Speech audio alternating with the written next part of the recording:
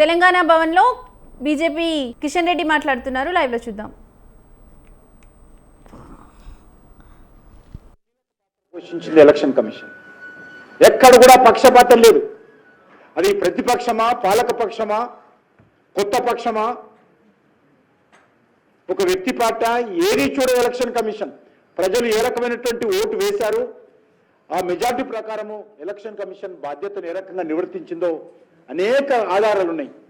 అటువంటి ఎలక్షన్ కమిషన్ను మరింతగా మనము సహకరించి ఆ వ్యవస్థను ఇంకా బలపరుచుకోవాల్సినటువంటి బాధ్యత మనందరిపైన ఉన్నది. అటువంటి ఈ నేపథ్యంలో మరి ఈరోజు తప్పుడు ప్రచారం చేయడం అనేటువంటిది దురదృష్టకరము. నేను ప్రజలను కోరేది ఒకటే, మీ ఓటు మీ హక్కు మాత్రమే కాదు, ఈ దేశ ప్రజాస్వామ్య భవిష్యత్తు, మీ భవిష్యత్తు, మనందరి భవిష్యత్తును నిర్ణయించేటువంటి అద్భుతమైనటువంటి శక్తి ఈ ఓటు హక్కు. కాబట్టి దాన్ని అందరం కూడా కాపాడుకోవాల్సినటువంటి బాధ్యత మనందరిపైన ఉన్నదని ఈ సందర్భంగా మనయేస్తూ, దురదృష్టం ఏంటంటే ఏవైతే బిఎల్ఓలు ఉంటారో ఇంటింటికి ఫామ్ తీసుకొని తిరుగుతున్నారో వాళ్లకు ఇందిరమ్మ చీరలు ఇవ్వండి ఫామ్తో పాటు. చాలా విచారకరం. ఈ ప్రభుత్వం ఏ రకంగా దిగజారిందో అర్థం చేసుకోవచ్చు. రాష్ట్ర ప్రభుత్వ సిబ్బంది కాబట్టి వాళ్ళు బిఎల్ఓలతోటి మరి ఇందిరమ్మ చీరల పంపిణీ చేయిస్తున్నారు.